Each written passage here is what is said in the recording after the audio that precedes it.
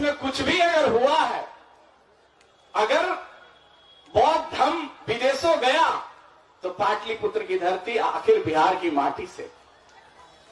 गांधी जी को भी जब शुरुआत करना था तो बिहार की माटी से। तो ऐसा है कि आग लगेगा तो गोईठा का चिपड़ी का थोड़ा सा टुकड़ा वहीं से सुलगाने के लिए लेना पड़ेगा। बिहार के सम्मानित प्रदेश अध्यक्ष इंजीनियर भीषम तक मेरी आवाज जा रही हो तो इंजीनियर भीषम जी आ रहे हैं। मगध काफी दूर है ना यहां से, तो भाई मगध दूर है तो थोड़ा समय तो लगभग करेगा। तो देखिए बिहार प्रदेश के प्रदेश अध्यक्ष भीषम जी आ रहे हैं और दो पंक्तियां समर्पित करते हुए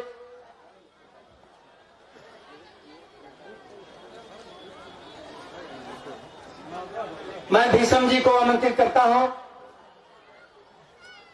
कि ऐसे समय का चक्र चलेगा, अगर ऐसे समय का चक्र चलेगा सबको आहें भरना होगा आगे से पीछे तक। अगर ऐसे समय का चक्र चलेगा सबको आहें भरना होगा, मिटे न फिर इतिहास विरासत प्रतिभाओं को करना होगा।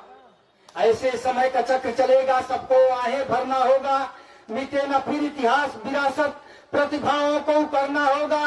अरे फिरंगी से जीत गए तुम, फिरंगी से जीत गए तुम, दो रंगी से लड़ना होगा।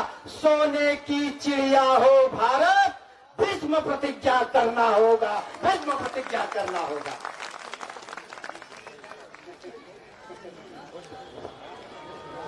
बहुत बहुत साधुवाद संचालक महोदय।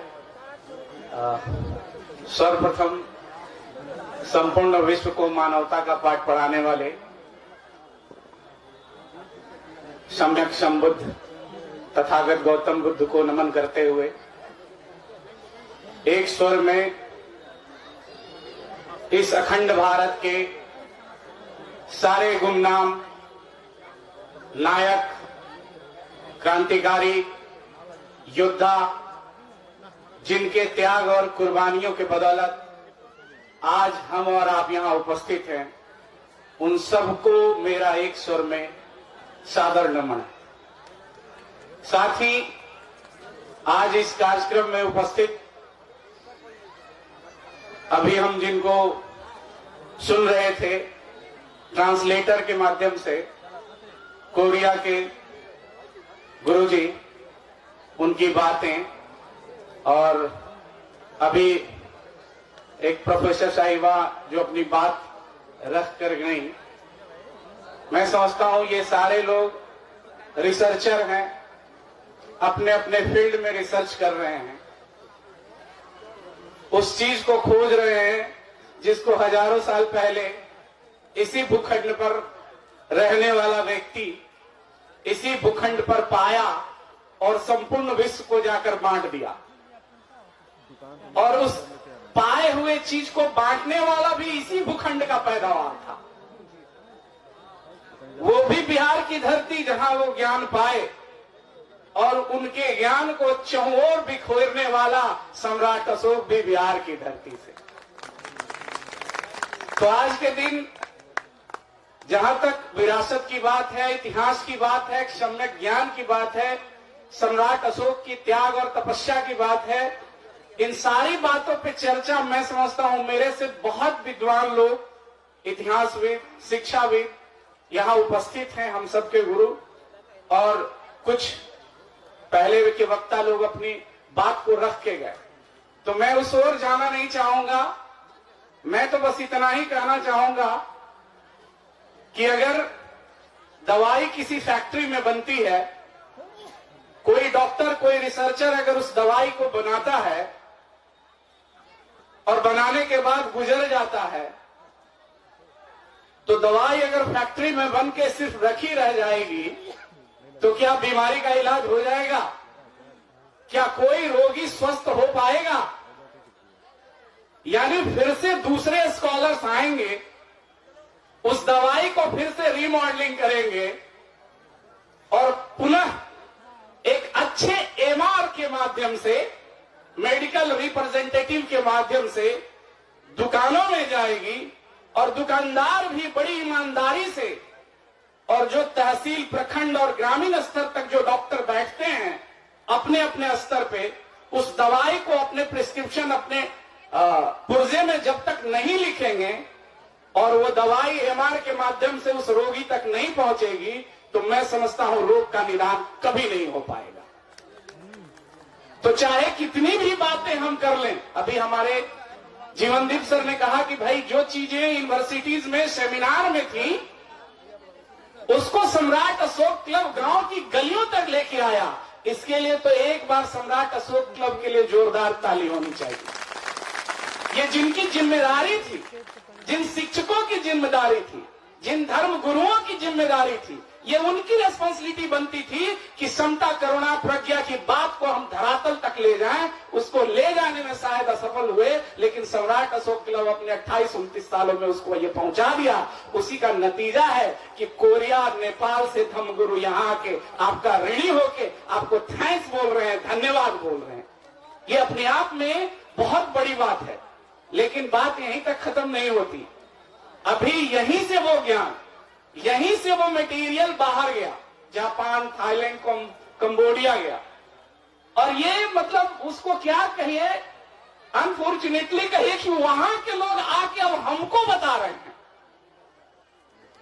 कि मतलब भाई हम जो है बुद्ध के मार्ग पे चले। सम्राट अशोक ऐसे थे, वो मैत्री भाव रखते थे, और हम जहां ओरिजिन है, जहां पैदा हुआ, वो बैठ के हम लोग सुन रहे हैं और ताली बजा रहे हैं, करे बहुत अच्छा, बहुत अच्छा। मतलब ये विडंबना देखिए। तो ये बहुत बड़ी जिम्मेवारी है। इसलिए मैं कह रहा हूं कि हम लोग को अब एक अच्छा एमआर बन जाना चाहिए, एक अच्छा एमआर बन जाना चाहिए।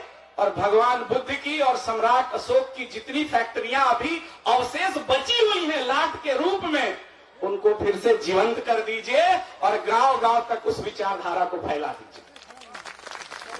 जिस दिन ऐसा करने में हम सफल हो गए, तो जितने प्रबुद्ध जन आज एसी कमरों में बैठ के सपना देख रहे हैं कि अखंड भारत मेरा विश्व गुरु बन जाएगा, वो एसी कमरों में बैठ के नहीं होगा, बल्कि धरातल पे इस विचारधारा को ले जाएंगे, तब होगा। और इसकी जिम्मेवारी किसी दूसरे से नहीं कर सकते। ये हमें भी सम्राट अशोक से समझना चाहिए, बुद्ध से समझना चाहिए। जब सारे ज्ञान पा लिए, तो उस कहानी में हम लोग देखें कि भाई उनके पुत्र भी, उनकी पत्नी भी, उनकी मौसी भी वो बुद्धुनी बन गई। हालांकि वो मना किए, लेकिन सारे लोग उस ज्ञान के सरोवर में आकर जो है स्नान कर लिए। सम्राट अशोक ने भी यही किया। महिंद्र, बेटी संघमित्रा, अपने घर से वो त्याग अपने घर से शुरू किया। तो यहां अब हम लोग को भी इतनी भीड़ जो बैठी हुई है और खुशी से ताली बजा रही है, अच्छी अच्छी बातें सुन के, उसको भी अपने घर से शुरुआत करना होगा। क्रांति के लिए भगत सिंह चाहिए, चंद्रशेखर आजाद चाहिए, बिस्मिल्लाह खां चाहिए, लेकिन कहां? पड़ोसिया के घर में, अपने घर में नहीं। तो फिर कहां से हम अखंड भारत की बात सोचते हैं? और खास करके हमारे वो क्रांतिकारी साथी जो इस मैरून ड्रेस को पहन लिए हैं, उनकी बड़ी जिम्मेवारी बन जाती है। उनकी बड़ी जिम्मेवारी इसलिए बनती है क्योंकि अभी जितने भी वक्ता आए पूर्व के, उन्होंने इतिहास को आपके साथ जोड़ा। तो भाई जिसके साथ जोड़ा, उसकी रेस्पॉन्सिबिलिटी तो बढ़ी जाती है। और इसलिए इस पावन माटी को मैं बार बार इसका कृतज्ञ हूं, लटिया की, जवनिया की पावन माटी का, कि एक बार पुनः जैसे अभी गुरुजी आए, भगवान बुद्ध को गया में ज्ञान प्राप्त हुआ और विलय में ज्ञान प्राप्त हुआ, और चेला वहां नहीं ढूंढे, चेला यूपी में सारनाथ में आके बना है। ज्ञान वहां मिला, लेकिन उतना दूर तक उनको कोई सटीक जो है योग एलिजिबिलिटी वाला चेला दिखा नहीं, इसलिए सारनाथ में आके शिष्य बना लिया। फिर से इतिहास दोहराया जा रहा है। क्रांति की लौ, चाहे आप मास्टर जगदीश जगदेव बाबू को ले ले, जिनकी जयंती पे आज कार्यक्रम कर रहे हैं हम लोग। क्रांति की लौ वहां लगी, एक जगह और फैल गई। फिर से वही इतिहास दोहराया जा रहा है कि सम्राट अशोक क्लब अब यहां से बिहार में जा रहा है, गांव गांव में जाके आपको बता रहा है। मतलब एक बार वहां से आया तो शिष्य तो यहीं रह गए, और जब शिष्य यहां यूपी में रह गए तो इसको ट्रांसफर करने की जिम्मेवारी भी इनकी थी। तो अब यह सम्राट अशोक क्लब का निर्माण स्मृति से सुभाष सिंह मौर्य और तमाम वैसे हमारे पूर्वज अग्रजवाज यहां उपस्थित ऑन व्हील चेयर थे, उनको देख के मैं भाव विभोर हो गया कि किस तरीके से इन्होंने 28 साल संगठन को इस तरीके से लाया और लाके हमें इस काबिल बनाया कि आपके मंच तक आकर मैं अपनी बात रख रहा हूं। ये अगर 28 साल, वो नहीं, अनगिनत ऐसे कार्यकर्ता हैं, सारे के सारे लोग जिन्होंने अपना सब कुछ सर्वस्व त्याग कर इस क्रांति के लौ को जलाए रखा है। लेकिन एक बहुत बड़ी बात मैं कहूंगा, हम सबके यहां वैचारिक गुरु हैं उपस्थित, कि जितनी भी क्रांतियां हुई हैं, देश में कुछ भी अगर हुआ है, अगर बौद्ध धर्म विदेशों गया तो पाटलिपुत्र की धरती आखिर बिहार की माटी से। गांधी जी को भी जब शुरुआत करना था तो बिहार की माटी से। तो ऐसा है कि आग लगेगा तो गोईठा का चिपड़ी का थोड़ा सा टुकड़ा वहीं से सुलगाने के लिए लेना पड़ेगा। इसलिए जितने भी हमारे बिहार के साथी उपस्थित हैं, ये जान लीजिए कि अगर फिर से इस विचारधारा को स्थापित अगर कहीं से करना है तो वो बिहार की माटी को ही करना होगा। इसलिए बहुत बातें न कहते हुए बस मैं यही कहूंगा कि इन्हीं खामोशियों के बीच से एक शोर आएगा, इन्हीं खामोशियों के बीच से एक शोर आएगा, और अभी तो उनका वक्त आया है, हमारा दौर आएगा। वो इसलिए मैं कह रहा हूं कि हमारे माननीय कहते हैं कि जो पानी से नहाता है वो लिबास बदलता है, और जो पसीने से नहाता है इतिहास बदलता है। पानी से नहाने वाला लिबास बदलता है और पसीने से नहाने वाला इतिहास बदलता है। और इसी भूखंड पे स्नान हो रहा है, हम नहा रहे हैं। तो स्नान भी दो तरह का है, एक वो पानी जो तन को धो दे, एक वो धारा जिसमें अगर आप गोता लगाएंगे तो आपका शरीर धुल जाएगा, और एक वो धारा जिसमें मन धुल जाए, मस्तिष्क धुल जाए। तो सोचिए आप गोता कहां लगाएंगे। और ये जो लटिया की पावन माटी है, यहाँ वो धारा बहती है जिसमें आपका मन और मस्तिष्क पूरी तरीके से धुल जाता है और पवित्र हो जाता है। और शायद यही ज्ञान की धारा, इसी ज्ञान के सरोवर में तमाम विदेशी 2500 साल पहले भी और आज भी आकर गोता लगाकर जा रहे हैं, और जाने के लिए चाहे वो नालंदा का नदी ज्ञान का सरोवर हो, या तक्षशिला का ज्ञान का सरोवर हो, या बोध गया हो, या कोई और, या फिर तेलहरा हो जो अभी तलहट्टी में दबा हुआ है। इसलिए पुनः बहुत ज्यादा न कहते हुए मैं फिर से यही बात कह रहा हूं कि किसी की तरफ उंगली उठाने से पहले 3 उंगलियों को देखिए। अगर किसी को कोई बात, अगर विचारधारा की बात, तार्किक बात, शाब्दिक बात, धार्मिक बात, सामाजिक बात कोई सिखाना चाहते हैं तो उसको सिखाने से पहले 3 उंगलियों को देखिए। 3 उंगलियां आपकी तरफ घूमी हुई हैं, यानी अगले घर में विचारधारा डालने जा रहे हैं तो पहले यह देख लिए कि वो विचारधारा आपके घर में आपकी बेटी, आपकी बहू, आपकी पोती, आपकी पत्नी उसको फॉलो कर रही है कि नहीं करेगी। पहले उसको करवाइए, फिर दूसरे के यहां जाइए। और जिस दिन ऐसा हम लोग कर दिए, सच में ये अखंड भारत फिर से सोने की चिड़िया बन जाएगी। बस इन्हीं चंद बातों के साथ मैं अपनी वाणी को विराम दूंगा।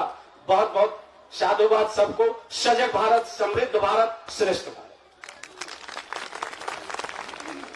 चलिए, आपने कहा कि मैं जिनको बुलाने जा रहा हूं, अभी बिहार प्रदेश अध्यक्ष ने कहा कि आग लगेगी तो बिहार की घाटी से, और साथ देगा अगर जम करके तो बिंद की घाटी भी साथ देगा।